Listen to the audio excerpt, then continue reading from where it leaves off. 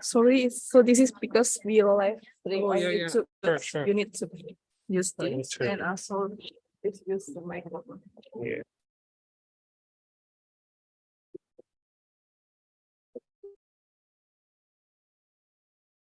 Sampai jam 12 ya.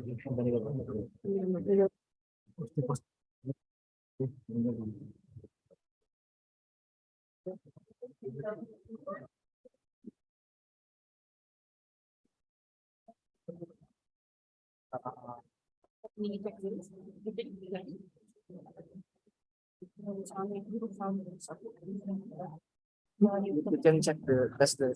1, 2. So we Yeah. You think there's a problem? please check sound. It's so 1, 2, 3. How many minutes or hours do you have? I prepared for 90 minutes. Is that okay? Or too long? I mean, a little less actually, maybe.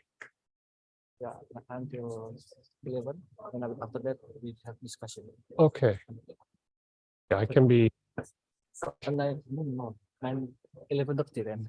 11:30. Okay, yeah, that's fine. I should. 90 minutes. It's good. All right.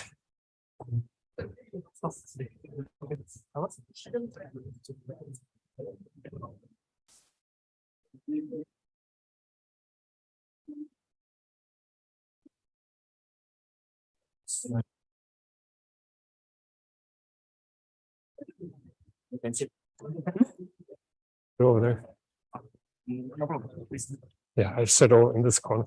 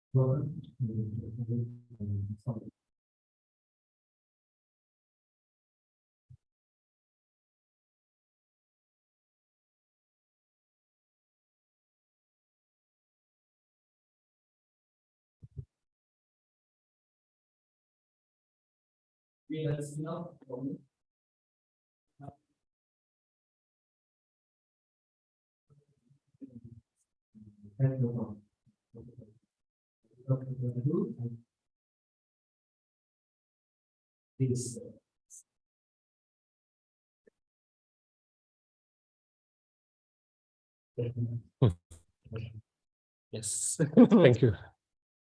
Thank you so much. That's good, right? Everybody can hear me? All right. Good morning. Thank you for being here.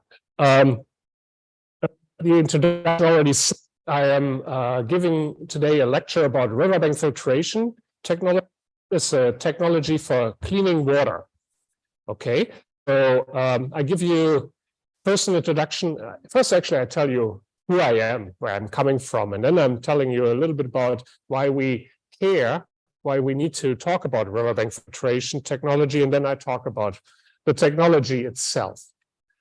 So I'm from Germany originally, in Germany, and then I did my master's in Germany, and then I went to the United States for my PhD and never returned home. I'm still in the United States. I'm at the University of Rhode Island, which I show you in a minute where that is. And I've been a professor for 23 years at the University of Rhode Island.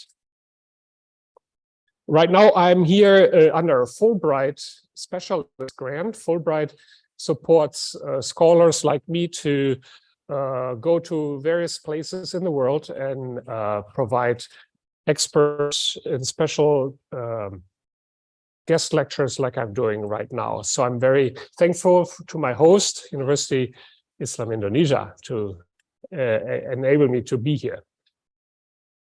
So my motivation for studying water is that water is super important. We cannot live without water. Water is absolutely essential. All living things need water, right? The problem is sometimes there's too much water, sometimes not enough water, and sometimes the water is too polluted. So we can have a situation where we have a lot of water, but we cannot use it because it's too polluted. It can be polluted by nature, like salt water is not fit for drinking, but also by people.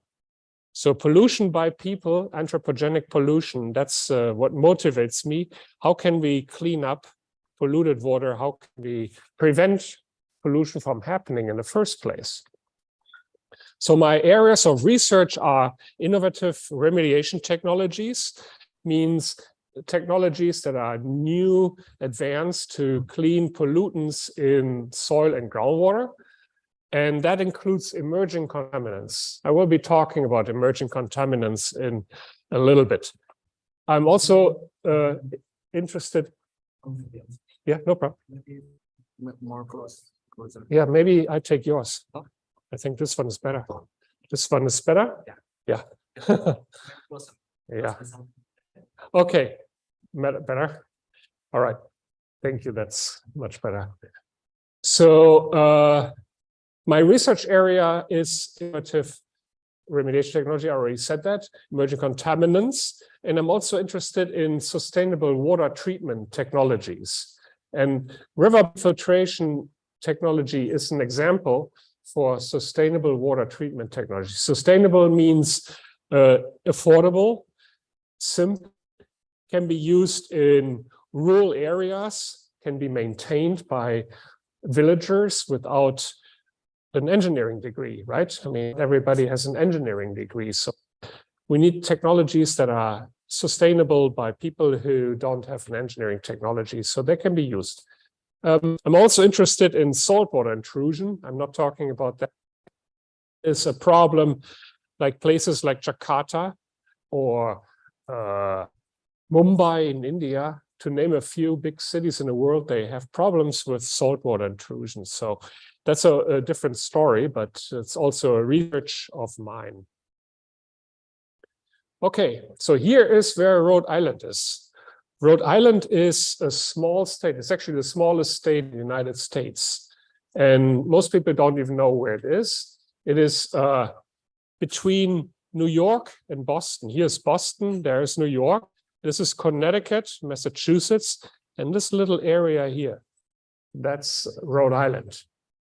It is a beautiful state, has a lot of coastline. People come here for summer vacation to go lie on the beach, to go fishing, to eat the good food. It's a very nice, beautiful state, a lot of forest. In the winter, it's very cold. So if you don't like ice and snow, you should not come December or January. My university was founded in 1892. So it's 120, 130 years old. Some buildings are historic and many of them are very new, like the new engineering building or the pharmacy building. And so it's a very lively campus with about 18,000 students. Okay, so now you know where Rhode Island is. And now I tell you about the outline of my talk. So I will first talk about water issues in Indonesia in general. Most of you probably already know, but some of you may not know what are the water quality, water quantity problems in Indonesia. So I will talk about the current status regarding quality and quantity, and then I talk about what can we do. How can we maybe clean up the water, make it useful again?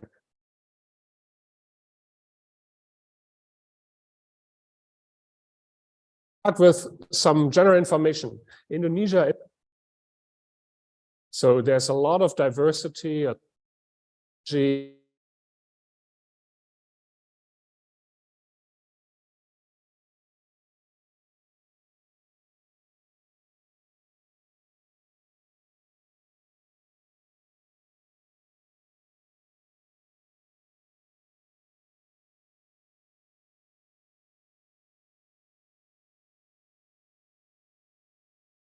areas in the world, which poses another challenge, right? How you deal with earthquakes, tsunamis, landslides, lahars, volcanoes, right? This is different from the United States, where we don't really have so much volcanic activity. We have some earthquakes, but they're very localized. Indonesia, that's a different story. Indonesia is a very water-rich country. It ranks number 7 of all the countries in terms of how much water is available. The total availability of water is more than in India, more than in the European Union. So very water-rich country. The problem is that the water is not equally distributed. There are some areas that have a lot of water and some areas that lack water. And the problem, right? So too much, too little. Problem. In total, Indonesia has more water supply, more water availability than there is demand. So that's great. So if there's more water than we have demand, that means we have a surplus. Again, the problem is the water is not distributed equally. So places like Kalimantan or Papua have a lot of water resources, but only a small percentage of Indonesians live in Papua and in Kalimantan. Most live in Java. And Java's water resources are already very much short. That increases the water stress. Water stress means there's not enough water for a certain amount of population. And the numbers are small, so it's hard to read, but this is 1990, this is 2020. And here's percentage. And as you can see, the percentage of areas in Indonesia that are water stressed is increasing. That has to do with increase in population, increase in water demand, changing climate, a lot of issues that contribute to what is about 30% water stress. And the trend is upward, so it will continue like that in the future, most likely. All right, so what else is to talk about? Indonesia has many rivers, but more short, right? There's not an Amazon river in Indonesia or a Nile or something like that. All rivers are short. That has to do again with the geology, because the size of the islands is more, Matan being the biggest, Papua, but places like even Java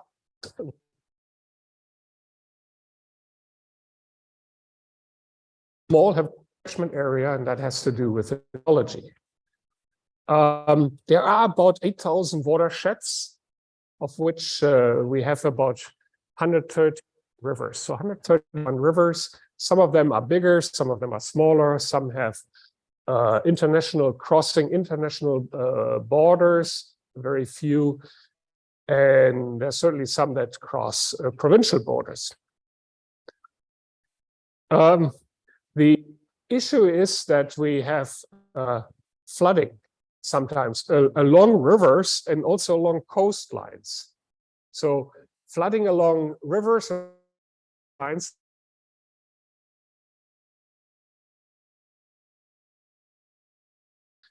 deforestation is a big issue governing flooding in many areas. So Indonesia has been experiencing a lot of deforestation over the last 20, 30 years, and that is increasing flood risks. On top of that, we have rising sea levels and other issues that contribute to coastal flooding.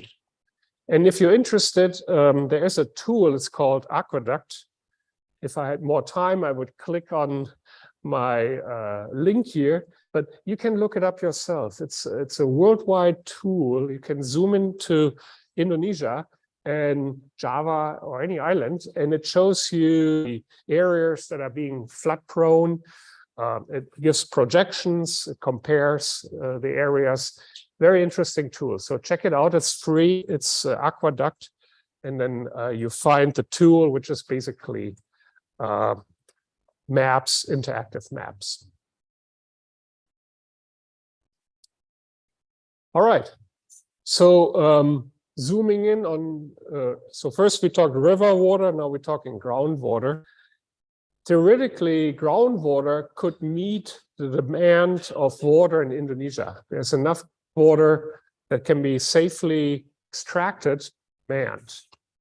But again, geology dictates where the groundwater is located.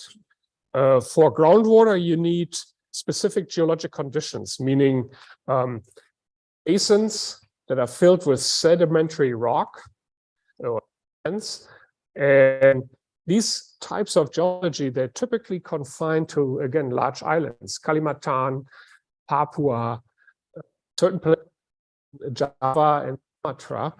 But small islands have small aquifers, means little quality of groundwater, very vulnerable resource, not necessarily supporting large number of people in some places, but in other places it may be possible. So this map shows groundwater productivity, and what you're looking for are blue spots. So blue is good.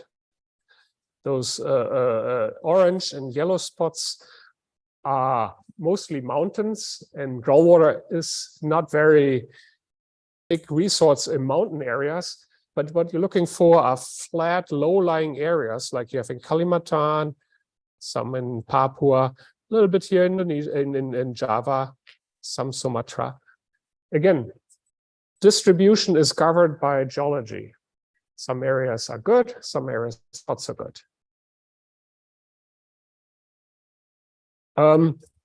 So when we start drilling for groundwater, we drill wells. And in the old days, these wells were shallow, people digging them by hand. The wells were maybe, 5, 10 meters deep. Every village, every house, the well. And that was okay until the population became so big, pollution happening, that shallow wells were no longer possible. So people starting drilling deeper wells with heavy equipment. And the deep water is usually of good quality because it's far away from the surface. So people start pumping a lot of water from deep wells. But when lots of people pump a lot of water, then you're draining the aquifer. You're taking out more water than comes back in naturally. That is bathtub. So if you put more, if you let more water go out by pumping, then coming in, the level will drop in the bathtub. And that's happening in the aquifer too. So many of those deep aquifers are already exploited, overexploited. And one issue is land subsidence, because when you take out groundwater, the land surface begins to compact, to subside, and that causes a big problems in North Jakarta, for example, Bandung, Semarang, and many other places. You're not geologists, I know, but this is a geologic cross-section from Jakarta, and I'm showing you this because it helps you understand why we're seeing land compaction subsidence in Jakarta. So here are the mountains, Bogor, right? And here's the Java Sea, the ocean, and here's Jakarta. So Jakarta is sitting on top of a lot of sediments. And these, oh, I should, I'm so sorry. So here is Bogor, the volcanoes, mountains. Here's Java, Java Sea, and here's Jakarta.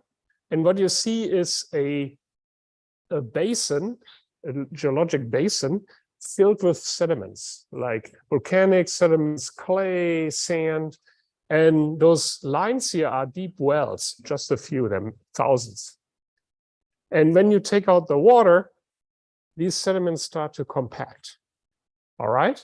So the geology of Jakarta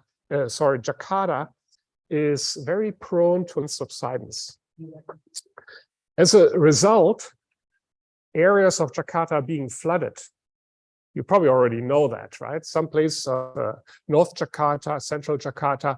So I'm showing you 5 slides in quick succession to show you the situation. This is 1977.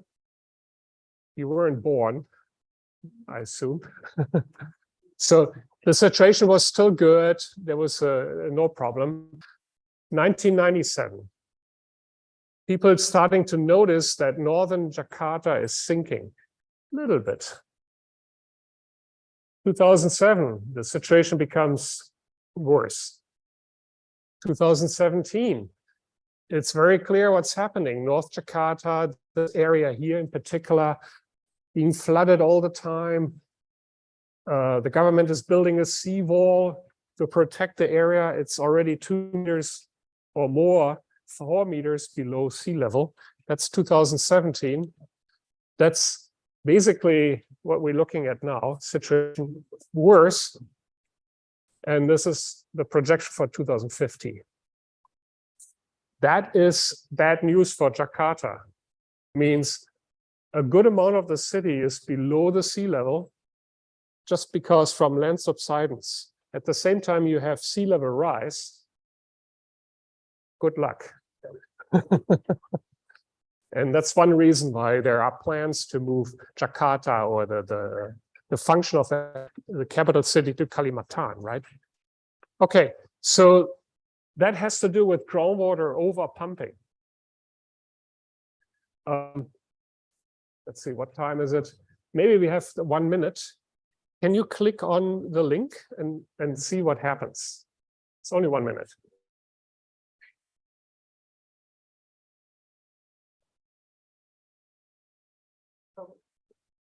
Okay, nothing happens. Oh, there.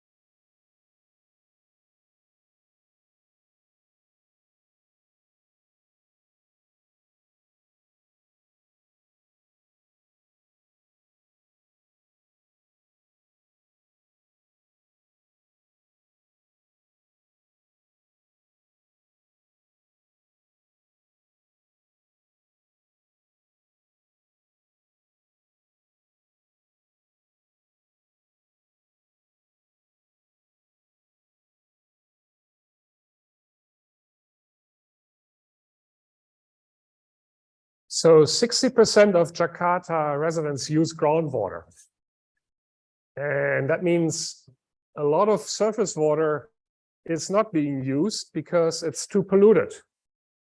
Right? So we have rivers and drains that, and the water is gone because it's too polluted. Riverbank filtration, water treatment in general can help. We'll talk about. Okay, so water quality, like the polluted river water, is a problem, and it reduces the amount of available water. Pollution reduces the amount of water that is available.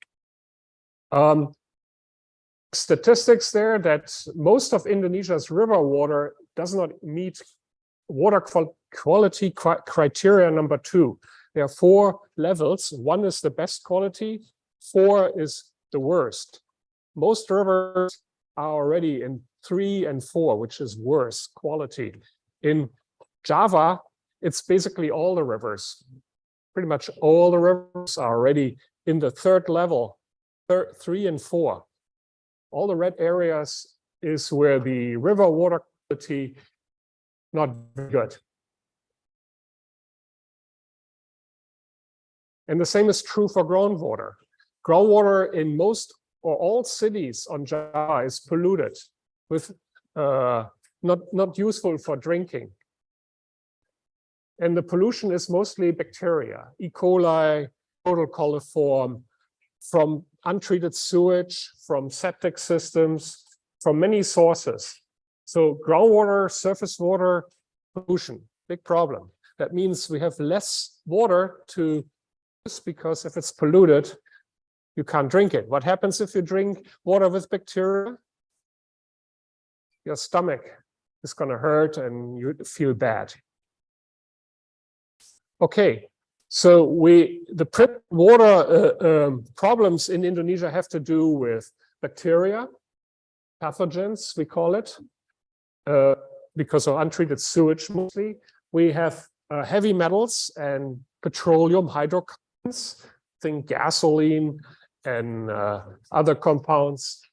We also have nutrients and pesticides from agriculture. And we also in some areas have coastal saltwater pollution. So these are the major problems, water quality problems in Indonesia. What can we do about it? Here are some sources, right? I mean, anything from discharging untreated sewage, waste, pesticides, a lot of problems. That's not enough. We also deal with what we call emerging contaminants. So bacteria we know for a long time, heavy metals we know for a long time, but now we're learning that there are other compounds in the water that are very toxic. We call them emerging contaminants because information about these contaminants is emerging. Every day we learn something new. So some and care problems. Take medication, right? Starting with headache medicine, maybe fever, sometimes antibiotics. When you take medicine, most of it into the sewage, and then it ends up in rivers and groundwater. Not good. Personal care products, same thing. Shampoo, cream, anything, cosmetics. You wash it off, goes right back into the environment. Endocrine disrupting compounds, that's a whole other group. Talk about for 1 hour. These are hormones that are being used for various reasons, and hormones are powerful chemicals. They can change a man to a woman. They can change many things. Can kill you. Then there are many other compounds like nanoparticles, microplastics. So these compounds showing up in our drinking water, in rivers, in groundwater, and we need to think about that when we treat water. If we treatment, we need to know about it. So why should we care?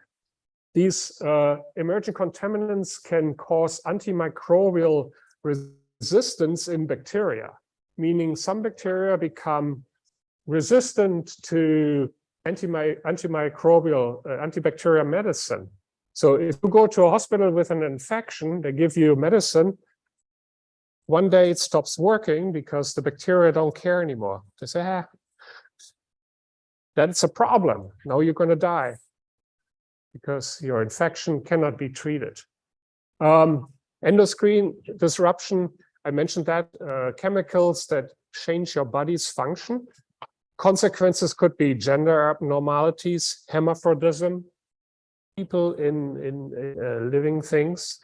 Look here, there are some studies from as far away as the polar regions where there are polar bears, far away from having gender, two genders in one and the same bear. Fish, frogs, so many examples out there, and we're tracing this back to the presence of hormones in water. It's a big problem. Okay, so what have we learned so far? We have learned that Indonesia is a water-rich country. Water is available, but it's unevenly distributed. We also learned that water may be polluted. In fact, it's very likely polluted with bacteria, heavy metals, and so on and so on. And on top of that, we have to think about emerging contaminants, which are present in many, many places. So take-home message, lots of water there, but pollution is a big problem. So what can we do? What can we do about pollution or water quality, I should say? Pollution control is one thing. The water quality, that's what environmental engineers think a lot about. New methods how to remove contaminants from the water, make sure people can safely drink it. So first we should ask, what should we expect from clean water? So clean water should be free of bacteria and viruses. You don't want any bacteria and viruses and pathogens in the water. It should be free of particulates, means the water should be clear, not cloudy. If it's cloudy, means it's polluted. And it should be free of contaminants, organic, inorganic contaminants. So very simple list, right? No bacteria, no cloudiness, and no dissolved toxic compounds. So how can we get there? Yeah, one way is to buy bottled water, right? Bottled water is usually certified, means it's free of bacteria, free of cloudiness, and free of compounds.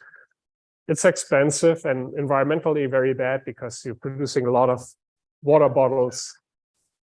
Not a good idea. You can build or buy a home-based reverse osmosis system. Many people already have. At your home, your parents' home, who has a RO, reverse osmosis system, filter system? Raise your hand. Anybody? Yeah, good. Yeah, some people do. This is a reverse osmosis system in Seram, so near Ambon, where community and public people, private people invested to buy a small-scale treatment system for the community. So the community now shows up with water bottles and can, for very little money, buy 20 liters of clean water.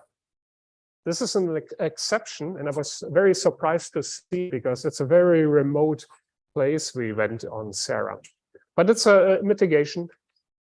Another way is, of course, build wastewater treatment plants, drinking water treatment plants.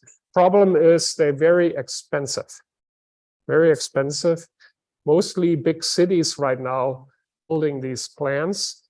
There are probably more to come in 10 years, 15 years, but right now not very many treatment plants are available.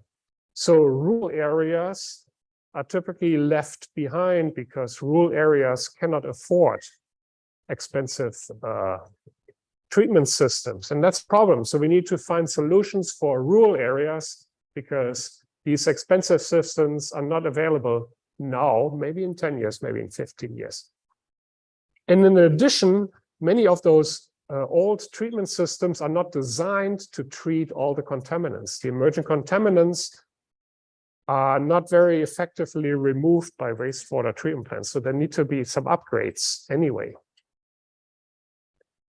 So that let's say that we need bridge technologies, which means technologies that help us to bridge the time between now, when most people don't have clean water, and the future, when all the communities have drinking water treatment plants, all communities have wastewater treatment plant. That will be many years, 10, 20, 30 years. So we need technologies that can fill in the time between, and these are bridge technologies. So technologies that are less expensive, more simple, maybe not 100% effective, but very effective nevertheless. And this gets me finally to riverbank filtration. Riverbank filtration is such a bridge, it's a bridge technology because it is a very simple technology, but very effective technology. It relies on natural processes and easily maintained by local communities. So how does it work? It's so simple that the Egyptians already used it 3,000 years ago. What you do is you have a river, and the river is polluted with wastewater, with sewage, bacteria, heavy metals. So the river water is not okay for drinking, but it can be turned into clean water by making the river water flow through the sediments, alluvial sediments surrounding the river. These sediments remove heavy metals, bacteria, emerging contaminants in a natural way. These are natural processes. So if we can force the river water to a well to collect the water, then we have a natural treatment system. And that's the technique I'm talking about. Riverbank filtration system forces the polluted river water, cleans it, and then the riverbank filtration well produces the water to give to the local community. Very simple, except you need to understand engineering and hydrology because it is important to know where to put the well, how far away from the river, how deep the well has to be, how strong the pump has to be. So local people need a little bit of help to making these decisions. And I've been doing projects like this for 10 years or longer, 15 years, in mostly India. I show you some examples from India, but it is easy, or not easy, but it is possible to explain to local people how it works. If you want to know a little bit more about the natural processes that work, or I'd work here, this slide summarizes some of these processes. So here's our polluted river. Here's our riverbank filtration well. Okay, so we're trying to pull the water from the river to the well. And during the process, these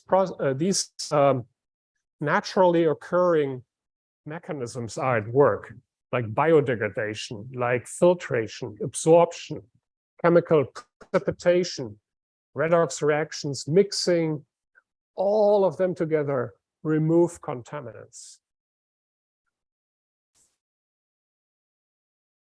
So this is a list of contaminants that can be removed with riverbank filtration.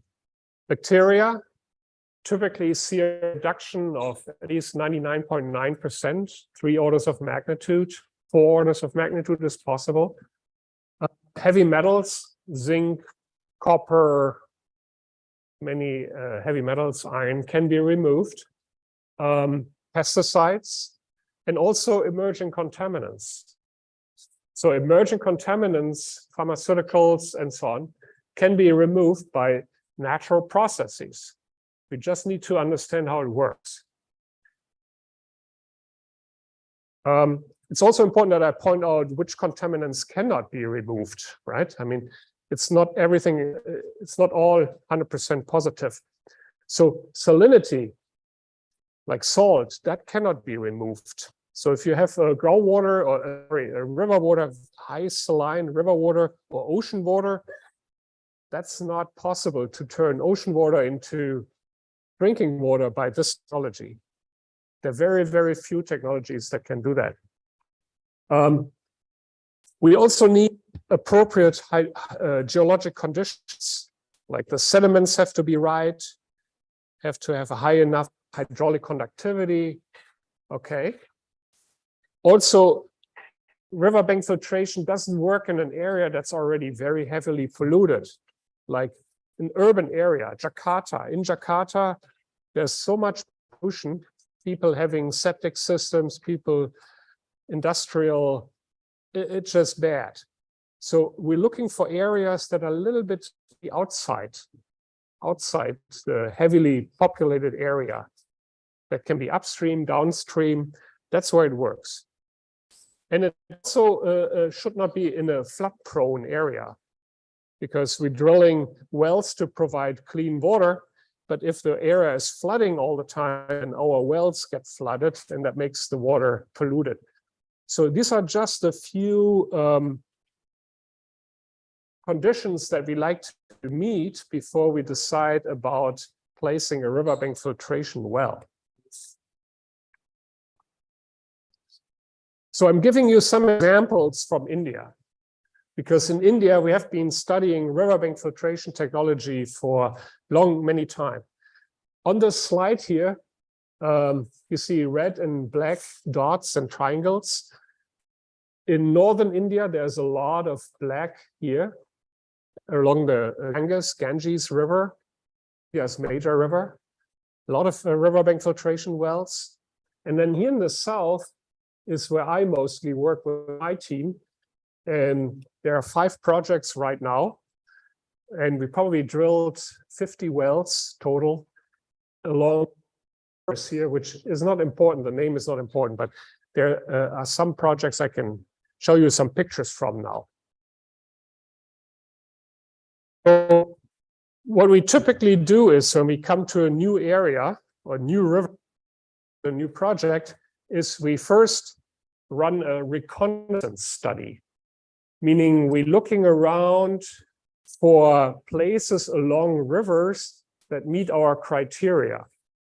So saying the river sediments should be having a high hydraulic conductivity. There should not be too much surface pollution. There should also be a village nearby that needs the water, right? So we don't have to build a long pipeline. The land should be available. That means the community has to work with us and say, yes, we want you, because if they don't want us, we can't help them, right? It needs to be community buy-in is very important. So this is what we do during the reconnaissance study. Then we also, then in the next step, we conduct a series of tests to figure out how many wells we need, how much water is needed, what pumps do we have to buy, do we have electricity, do we have to maybe buy or install photovoltaic cells. There are many areas that don't have electricity, so we also have to think about that. And then the last is the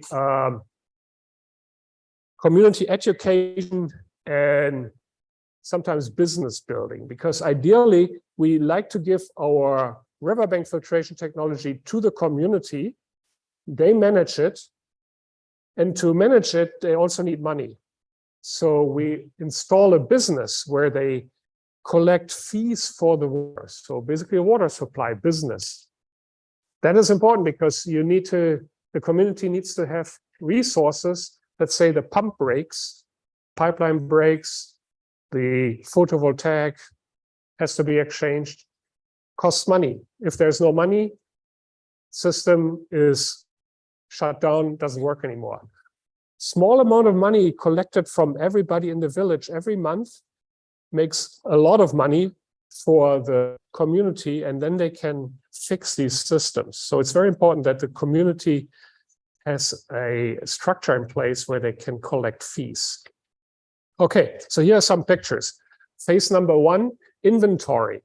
We taking inventory about who needs water, how much water, what is the water quality, where are the current water resources. And in this picture, you see an open well, a river, hand pump, existing storage tanks. This one, for example, was built many years ago, never worked. So nice to have a water tower, but if the water tower doesn't have any water, it's useless. Why didn't it work? Somebody broke the pipeline and nobody fixed it. That's so often the case. So anyway, so phase 1, we're learning a lot about the local community. We also doing surveys. Before we do anything, we ask the local community about how many people live in a house, when does the community experience problems with water quality, when, how much would people like to pay or can pay for water? Many things. So this is a survey in the local language. It's Kannada. I can't read it, but we're hiring often local students from colleges. So this would be you going from door to door with a questionnaire and asking the people those questions. And we learned a lot from these questions. We learn a lot about the community. And also the community gets a chance to learn from us. They know we are around, we're planning to do this project. So it is very important to have a connection with the community. All right, so the next phase is when we actually start drilling wells and start testing the water and all kinds of tests to ensure that the water quality is indeed good enough for people to drink safely, okay? So in this picture here, you see the drilling equipment. These are readily available. You just have to look around on the internet and you can find suppliers. So they come in like early in the morning, and by evening, you have a well. It goes very quick because these wells are typically not very, depending on where we are, let's say 30 meters deep, 50 meters, no more than that. Many of them are like 25, 30 meters only. So drilling these wells, then we install pumps. This is a submersible pump that come in all sizes, 1 horsepower, 5 horsepower, 10 horsepower. It all depends on how much water you need and how much water your well is producing. We're building pipelines to deliver water to the village. We're building water storage tanks if needed. We're building individual taps, depending on, again, what the community needs. And then we're starting testing the water quality. So in this picture, we're measuring depth to groundwater, collecting a sample of the water. We then take to the lab, and the laboratory is hopefully that the water is clean, no bacteria, sites and whatnot.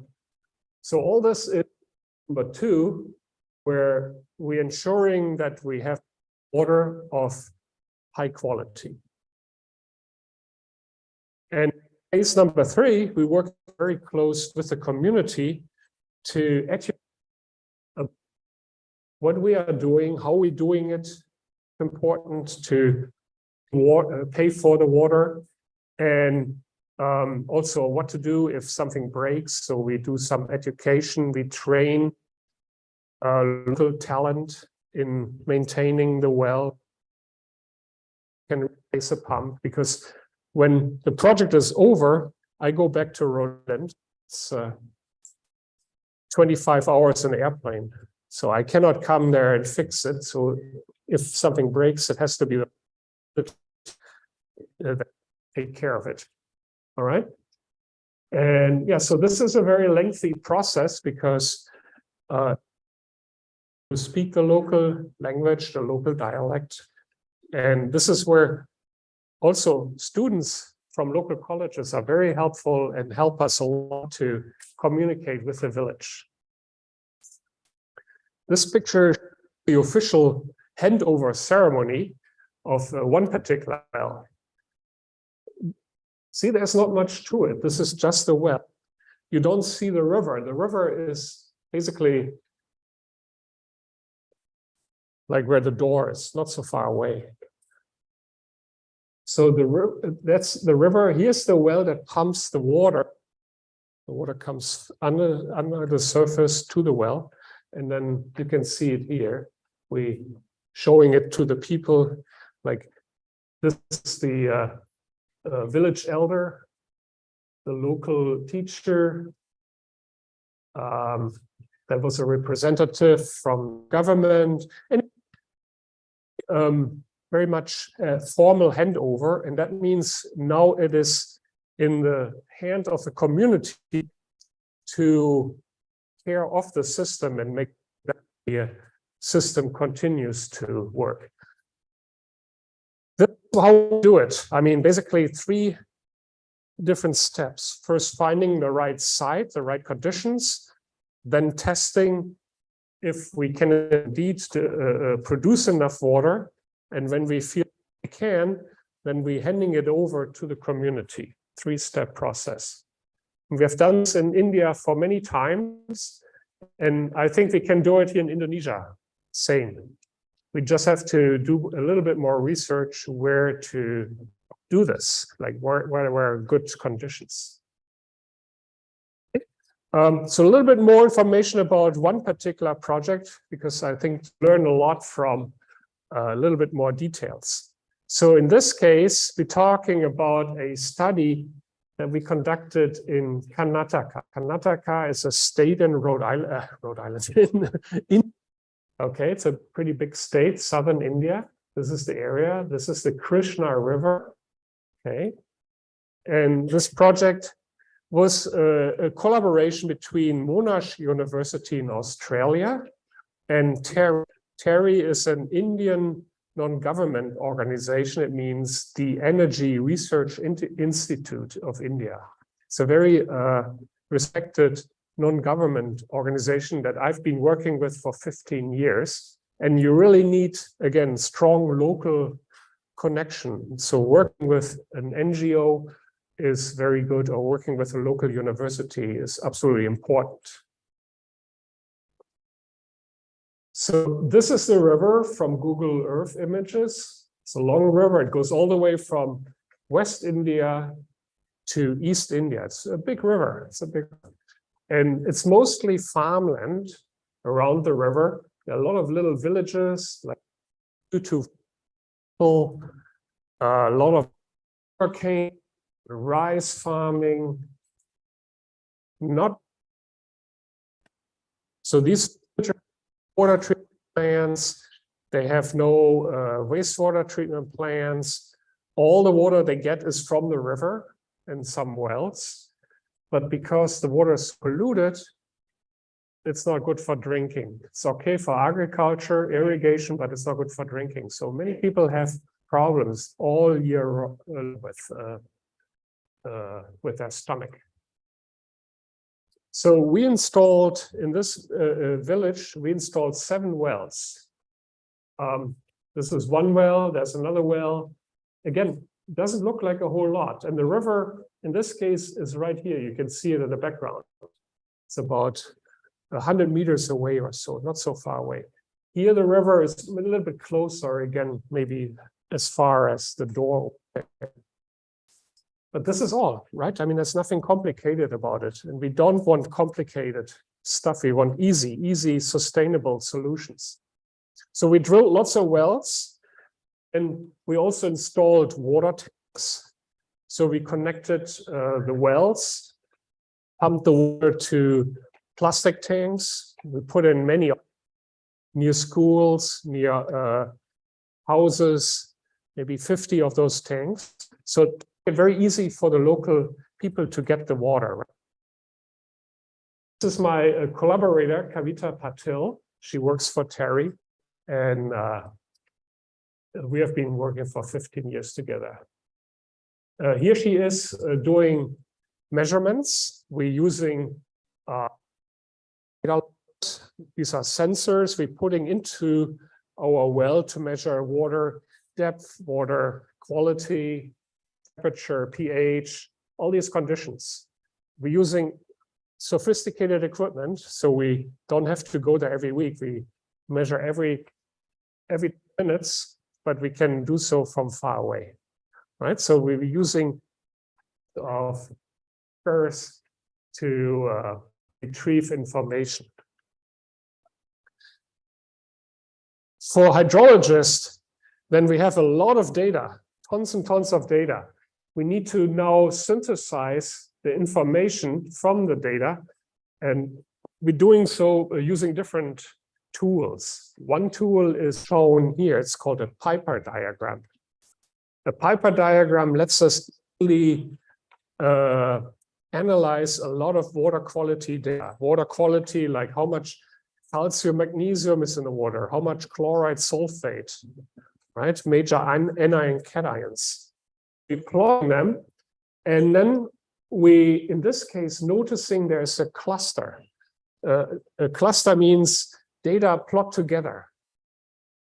And it turns out these clusters can be linked to the source of the water. So in this green area here, these are groundwater samples, meaning groundwater from far away from the river. Then we have that is characterizing the surface water, the river. And then in between, we have water that is from our riverbank filtration well.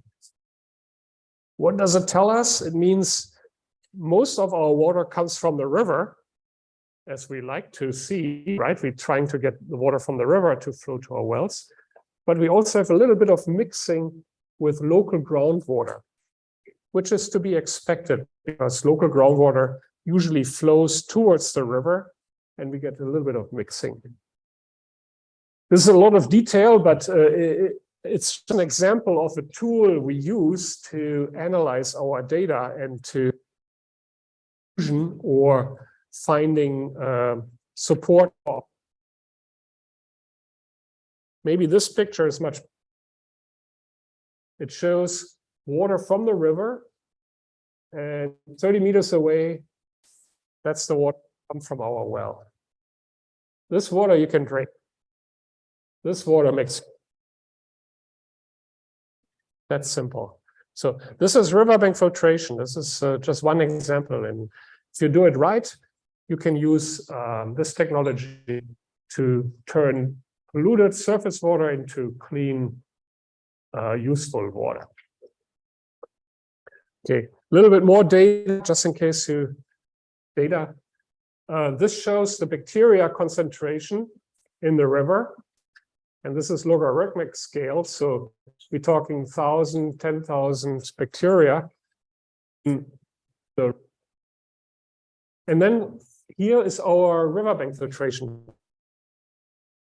It's basically non-detect, except maybe for one or a couple hits during beginning of the month when the heavy rain season starts. Yeah, then you get to see a little bit of bacteria, but most of the year, 9 months, nothing. And that's good. That's what we want to see. So the riverbank filtration increases of the river water to clean. All right, so summarize some of the results that we have seen from this particular study. I told you did a community survey. We asked when people get sick, and we did this before and after. So after I installed the riverbank filtration wells, again from house and up, the same questions. And we learned that after people started drinking riverbank filtration water, the cases of diarrhea, of waterborne diseases, basically went to almost zero. There's still few cases because different reasons, but the number went down to almost zero. Also, the villagers readily accepted our technology. They did understand that riverbank filtration technology only uses natural treatment processes, no chemicals. And they understood that the river water is being treated and turned into useful water. But what were the main parts, the pump, the well, and how to take care of it. If something breaks, what you have to do, how much it costs. And they also understood that it is important to pay money for clean water. And in this case, people were okay with paying about $2 per household, right? So each household, $2 a month, that's 30,000 rupiah. It's not so much money, right? You spend more on a Starbucks coffee, much more. Okay, so people generally accepted this technology. It's acceptable, sustainable, and that is what we said we need. We need to bridge technologies that are acceptable, sustainable, and work for rural communities that would otherwise access more expensive technology. Okay, so in short, what we need is we need sustainable water treatment alternatives for Indonesia's rural areas and maybe even urban areas to have access to clean water. But we also need a change in behavior and attitude. Behavior means we need to change the way we pollute the environment or stop polluting the environment. We need to understand that our actions have consequences, that we can only improve the environment in our area by changing our behavior. That's sometimes very difficult. That means, for example, you have to think about garbage disposal. Throwing stuff away is not acceptable, right? Maybe the community has to come together to invest into technologies like riverbank filtration.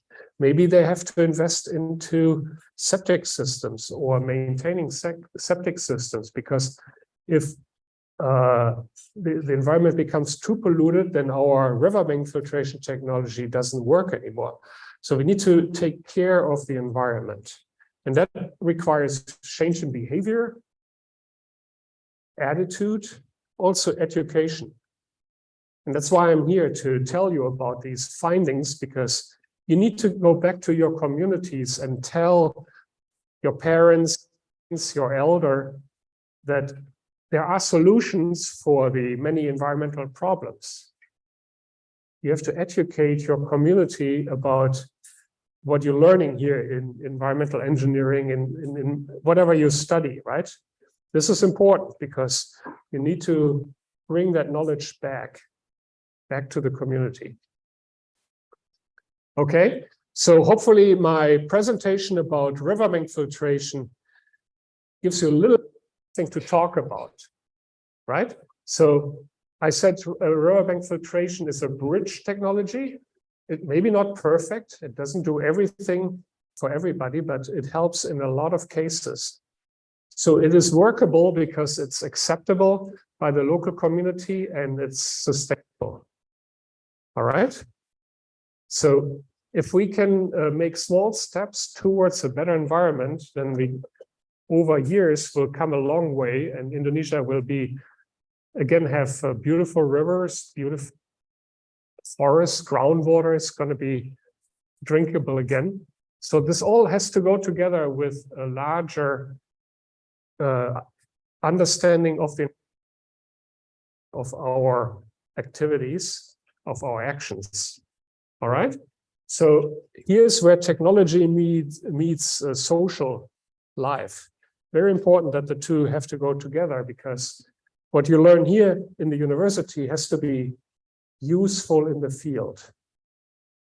And you have to communicate that with people who didn't get an opportunity to go to the university. And you have to do so in a way that they understand and they see the benefit of changing behavior and attitude. That's very important.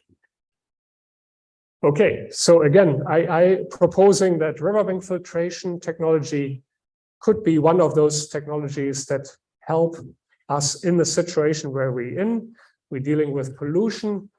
Riverbank filtration can help to clean up these problems. There are many other things that need to also happen, but again, slow steps go a long way. All right. Now, for research, if you like to, let's say you want to do a master's or a PhD, there's a lot of opportunities for you to do research. So, for example, in Indonesia, we would probably start with identifying potential RBF sites, riverbank filtration sites, because right now we don't know too much about it. We need to find sites that have the right geology, the right hydrology. We need to find, under the conditions of Indonesia, what is the right setback distance of the well from the river? Is it 10 meters, 100 meters? It varies. Like I cannot use everything I learned from India to bring to Indonesia. We need to still do some field studies. So there's a lot of opportunity for field studies, laboratory studies. Okay. And then we need to make sure that we're picking areas that are not already so heavily polluted, for example, with salinity. So rivers, for example, that have a high salinity because they're close to the ocean, like Banjarmasin and Kalimantan, salt water is already coming in long way inland. We cannot use those rivers, unfortunately. So we need to understand which parts of can be for riverbank filtration. That's another area of research. Okay, and then we need to identify local communities that are willing to help us.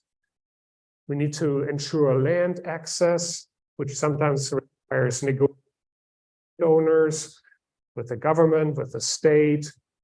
And then we have to train students like you in community outreach, surveying. We have to develop questionnaires. We have to ask the right questions, right? We need to use the right tools to analyze those questions, maybe statistics. And research issues that need to be addressed. And if we do so, then I think Indonesia will show a lot of opportunities for riverbank filtration. I would be very interested in working with you on that riverbank filtration technology. And I think these projects in India show it can be done. It can also be done in Indonesia. Okay, so here's a map of Java's rivers. So many rivers, right? The Citarum, very badly polluted, Cimanuk, Sirayu, Solo, Pantas, right? Many rivers. So I would expect that at least one of these rivers we can investigate. Okay, going back to data, you already seen this geologic cross section. So look a little bit more careful. This area here, it's called alluvium sand deposits. That's exactly what we're looking for. These are exactly the geologic conditions that are useful for riverbank filtration. So even in Jakarta, I can see potential for riverbank filtration, but we need more research to ensure that everything is working so we can actually be successful. Okay, so I'm pretty much at the end. So we learned. So we know water quality and water quantity varies within Indonesia. There are some areas where the water is very clean, lots of it, very nice. But then there are areas where we may have a lot of water, but it's all polluted. in there are areas where it's polluted and there's not enough water at all. So the main issues are bacteria, heavy metals, nutrients, salinity, and so on and so on, and also emerging contaminants. These are our main concerns. To address the pollution, we need more wastewater and drinking water treatment plants, but they're expensive. Most communities cannot afford them, so they need technologies that are sustainable locally, and riverbank filtration technology is one technology that can be used. All right. And then we have to also learn how to prevent pollution in the first place. That's actually the most important thing, because if we cut pollution, we're cutting the problem. So many problems go away if the source is gone, right? If we remove the source of the pollution, the quality of the environment will increase. So everything we do has also to change our behavior to the environment.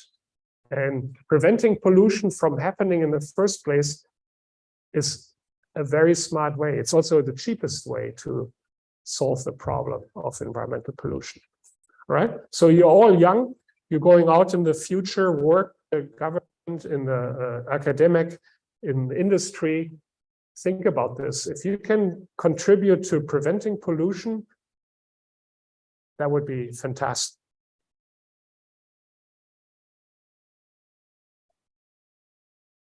And I guess this died now, so there's one more slide, I think.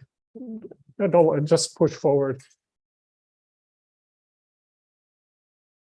Okay, just for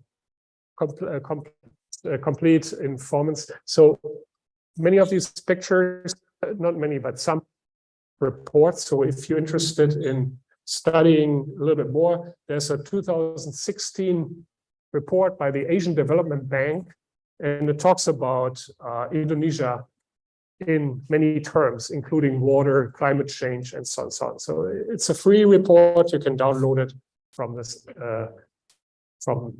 reference. One more. And that's it. Thank you. Any questions? I'm more than happy to talk. Thank you so much.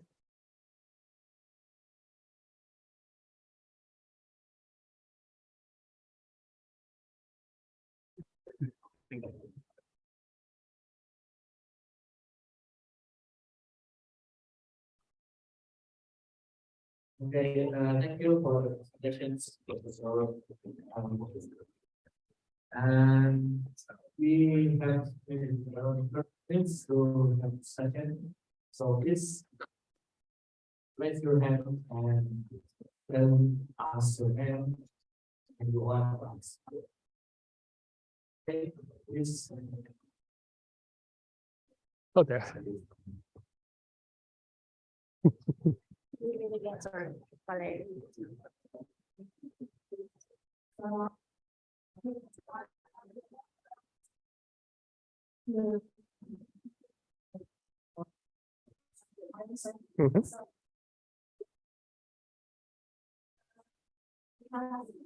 One of the big river that called Lingkungan. But the problem is in my hometown, the hospital just only one that have the breathing field. And I don't know, perhaps the river is contaminated by the hospital contaminated. And in Stockholm, in my hometown, the water, the river is not quite long, and a lot of people have a well in the river, but it's sometimes so able to apply this river in my house. Yeah, thank you for the question. So in case you haven't heard it, the question is, there's a river in your hometown, there's a hospital, There's some treatment, maybe not enough. And the concern is, will riverbank filtration technology can help riverbank filtration technology in a situation like this? So a hospital can be the source of a lot of pollution. Pharmaceuticals, anything, right? I mean, many people come to the hospital because they're sick. All the people, I hope. So people go to the hospitals, they get medication, they go to the bathroom, and the medication comes right out. The hospital sometimes maybe dumps medication into the toilet to get rid of it. Bottom line, the water coming from the hospital will carry large amounts of pollution. And as we have heard, emerging contaminants, wastewater treatment plants usually don't remove them. So yes, you should be concerned that the river water in your town is polluted with pharmaceuticals. Fortunately, there are studies that show that riverbank filtration can remove these contaminants. There's a lot of evidence suggesting that these natural processes can remove pharmaceuticals, or at least reduce them to a large degree so they're not so terrible anymore. And I can show you papers from America and other places. So yes, if the conditions are right, the well is far enough from the river because it takes time for the treatment. So I didn't say that, but the farther away the well from a river, the longer the time needs for the water to move, right? Yeah. And we need to figure out how much time is needed for the treatment to be complete. So if a well is too close to a river, there may be not enough time, and then you still get pollution. The right should be good. Yeah, so that would be interesting, an interesting site. Other questions?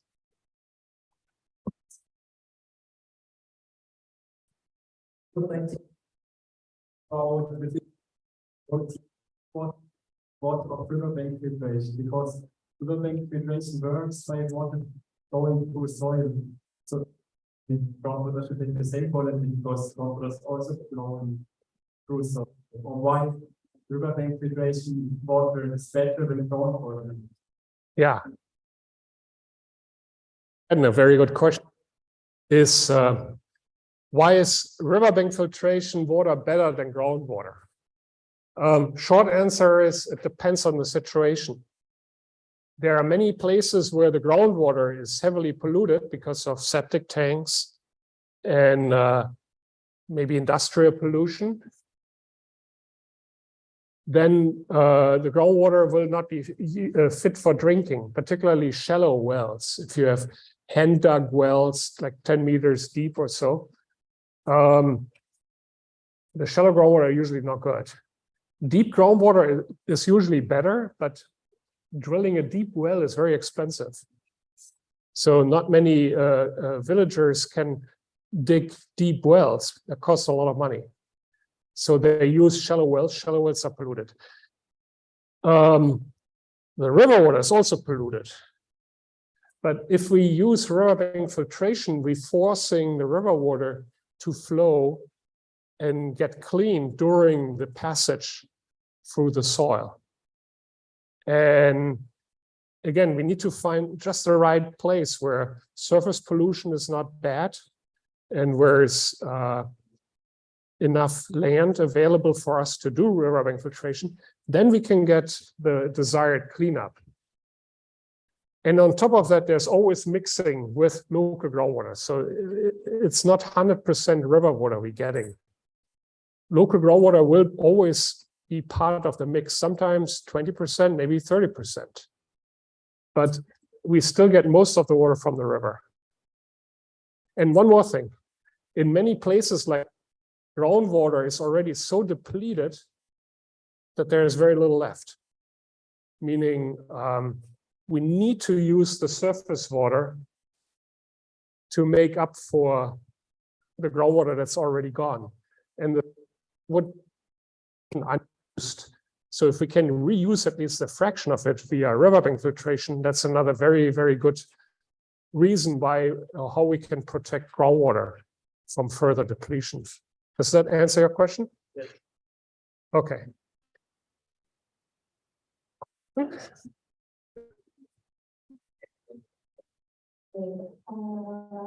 Indonesia is a lot of volcanoes, and we were in areas that's made a lot of earthquake perhaps very areas. So there is something that is it possible that the technology is broken? Also, and even possible. Is any something that we have to apply to accident? In volcanic areas. So, Yeah, so the geology of Indonesia is very different from India, very different from USA. And the question is, can we use riverbank filtration in a volcanic area? Yes, I'm very sure we can. We just have not done the research yet. So what we need to do is, again, look for the right hydrologic conditions. Hydrologic conditions is alluvium, sand, gravel, ideally, maybe big boulders. And I've looked at just a few rivers here in Jogja area, and I'm seeing sand boulders, not everywhere, but somewhere. So we need to do further studies, mapping, geologic mapping, hydrologic mapping, to figure out where are these areas, and then we can start drilling.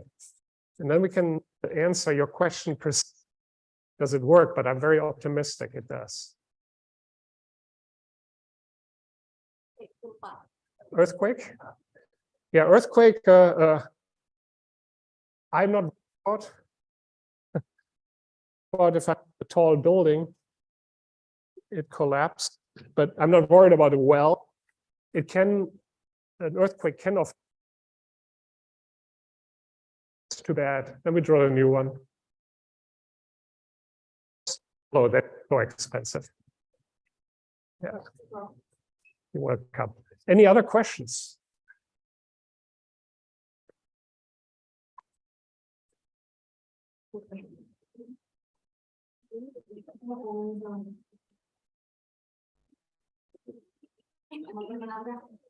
My name is Nadia. I want to know there is a mineral that used in Riverbank Filtration. Is that the material is material? Is that membrane used in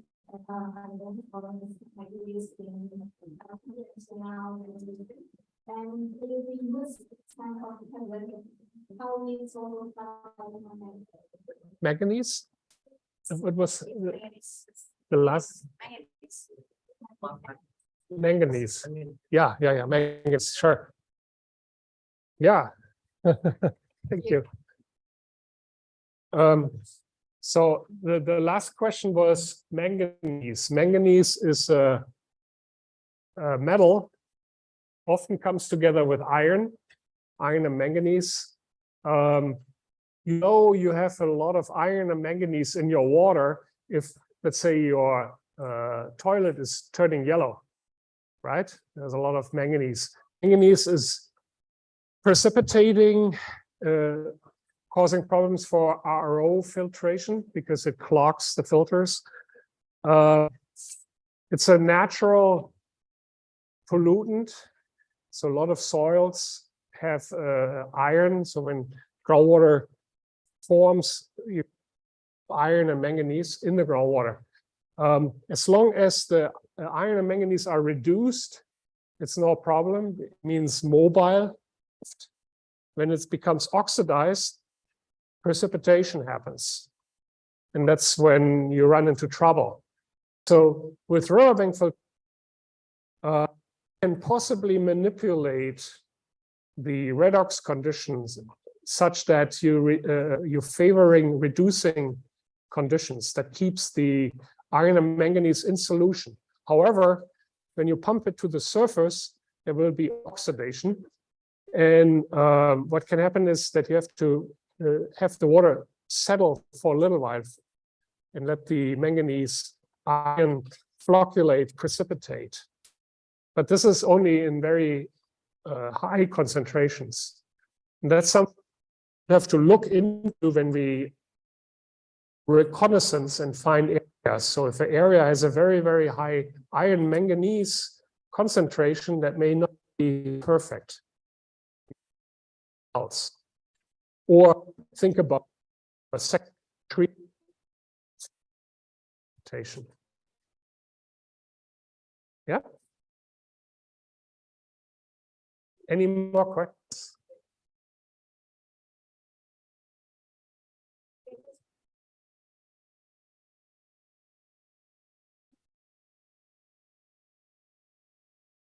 Thank you, sir. I've been wondering, the question is there any engineering solution to completely filter all the water or technology in case there are no more source of water nearby the rivers inside the salty water? Thank you. Tell me what is your name? My name is Alex. Yeah, thank you. So salt in groundwater or salt in river water cannot be changed with riverbank filtration, unfortunately. And most technologies don't do that. Activated carbon doesn't work. Sand filtration doesn't work. Bio filtration, whatever, it doesn't work. The only thing that works for is osmosis or ultrafiltration. Because salt is, for many reasons, cannot be removed by natural processes. Exploration, but then the water is gone. Live in an area where the water is salty, don't use riverbank filtration. You need something more sophisticated like reverse osmosis, which is expensive, a lot of energy, but possible. Another problem with reverse osmosis is that you're taking in, let's say, 10 liters of water, salt water. You get to use 5 liters of clean water, but you have 5 liters that is rejected and contains all the salt. That salt water now has to be properly disposed. It's rejectate. And if you don't take care of your rejectate properly, then you can create many more problems. So salt is a big, big problem. And there's no answer, unfortunately. Thank you for your question. Any other questions?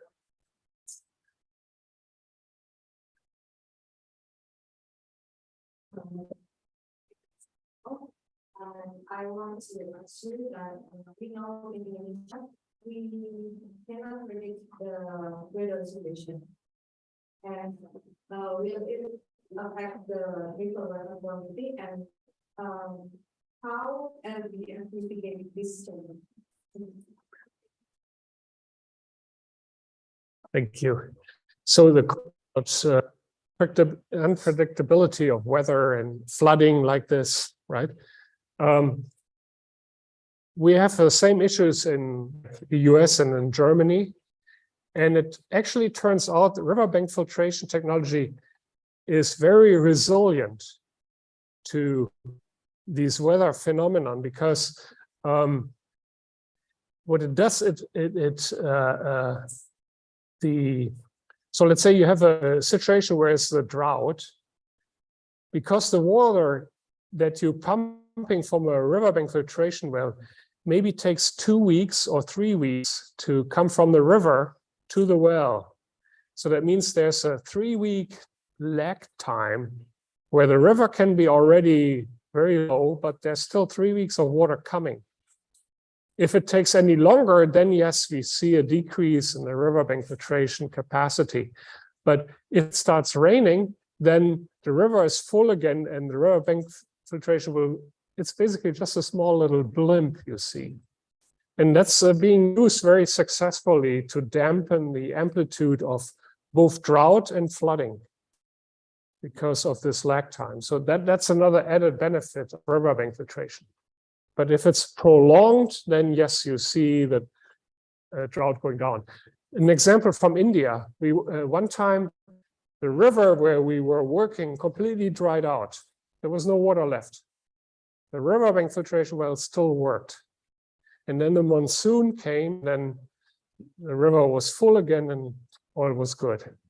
Yeah, good question. Other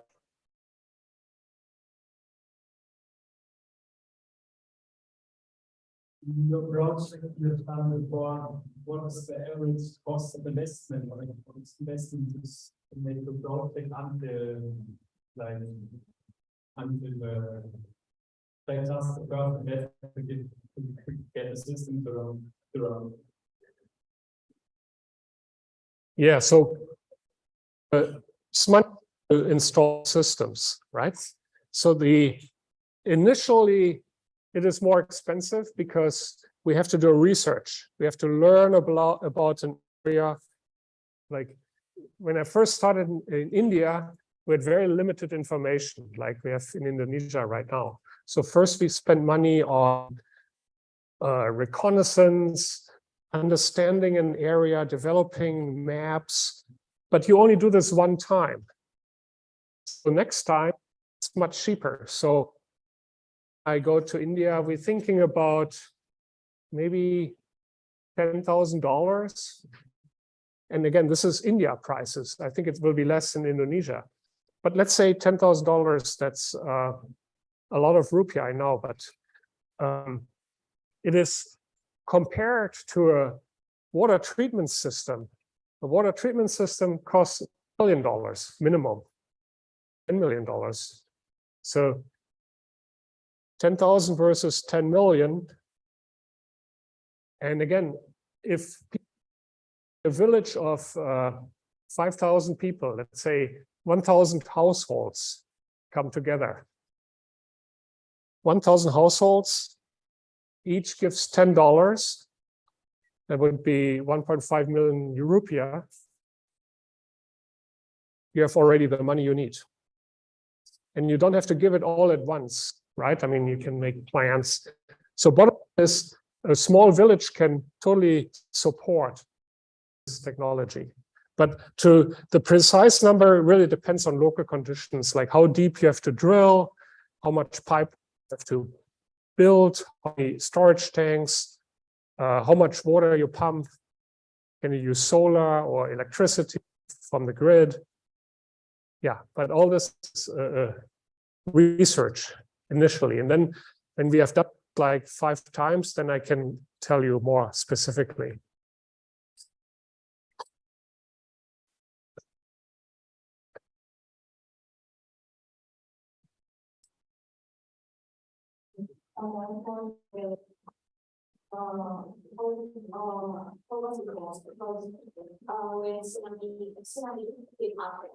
We send the water treatment from our right after the other,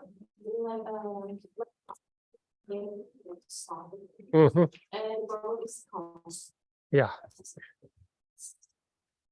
So operating cost is what you need to, the system maintenance, fix a system. Operating cost is very low, very low. I mean, we don't need chemicals, right? Everything is natural. It breaks, it's fine. No, basically no operating cost. Maintenance cost, you have to think about the pump. The pump maybe year, 5 years, then you make gets damaged by a fire, the plowing field or production or whatever place pipe. You use solar power panels typically last 25 years, but sometimes not. Also, you have to sometimes clean them. So that's the effectiveness. Very little operating, very little maintenance cost, but you should collect money every month to build a little bit of capital. So when the pump breaks, you have immediately the money in the bank to buy a new one. Yep.